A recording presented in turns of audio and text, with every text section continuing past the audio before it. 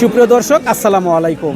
আপনারা দেখছেন LTV 24। আপনাদের সাথে রয়েছি আমি রমজান। আজকে আমরা আসছি দক্ষিণ কোরিয়ার ইসুর উদ্যোগে আয়োজিত বাংলার সংস্কৃতি পিঠাপুলি উৎসব 2024। তো আজকের এই প্রোগ্রামে এসে আমরা কিছু আপুদের মাশাআল্লাহ সামনে পেয়েছি, যারা অত্যন্ত হাসি খুশিভাবে এই পিঠা উৎসব উদযাপন করতেছেন। তো আমি একে একে আপুদের কাছে প্রশ্ন করব। আমি প্রথমে মাঝখানের আপুর কাছে আমার একটা প্রশ্ন থাকবে, অতি সহজ, যে এই পিঠা উৎসবটা আপনার কাছে কেমন লেগেছে এবং এখানকার কোন পিঠাটা আপনার কাছে সবচেয়ে বেশি ভালো লেগেছে? আসলে সব পিঠাই ভালো, স্পেসিফিক তো ভাবে বলতে পারবো না আসলে যে কোনটা ভালো।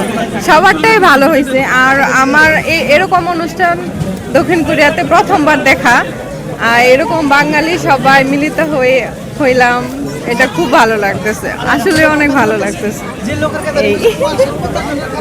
তো আপনি কি পিঠা এখানে এসে কি উপভোগ করছেন? জি অবশ্যই। কোন পিঠাটা খাইছেন? আমি ঝালমুড়ি খাইছি, ফুচকা খাইছি, তারপরে মিষ্টি, অনেক মিষ্টি খাইছি।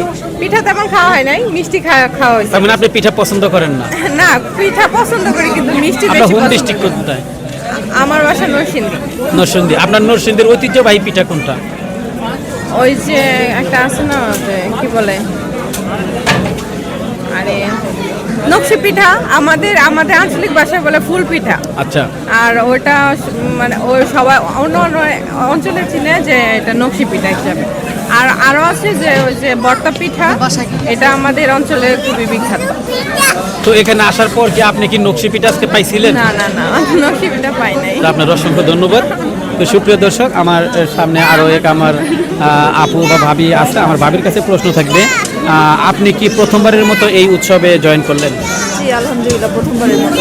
আপনার কাছে কেমন লাগতেছে এই প্রোগ্রাম? আলহামদুলিল্লাহ, খুবই ভালো লাগছে। তো আপনি কি এই ধরনের প্রোগ্রাম আরো চান কিনা ইসুর কাছে? জি, আগামী বছরে আবারও চাই। এবং এরকম কি যতদিন থাকবে ততদিন প্রোগ্রাম চলবে ইনশাআল্লাহ। তো এরকম কি ছোট পরিসরে চান নাকি আরো বড় পরিসরে চান? অবশ্যই অনেক বড় আকারে চাই। তো এর জন্য কি ইসু কি ধন্যবাদ পাইতে পারে কিনা আপনাদের তরফ থেকে? অবশ্যই ধন্যবাদ পাইতে পারে। ইস্যুর জন্য অনেক অনেক শুভকামনা রইল। আগামী দিনের সামনের দিন আরো অনেক ভালো ভালো কিছু আমাদের জন্য নিয়ে আসবে। তো আপনার অসংখ্য ধন্যবাদ। তো দর্শক, আমার পাশে আছে আমার আরো এক আপু, মাশাআল্লাহ, ওনার একটা পেজও সম্ভবত আছে। হ্যাঁ, তো আপনি আমার পেজের কথাটাও বলবেন, প্লাস আপনার মতে। আচ্ছা, পেজ ইউজ করেন না?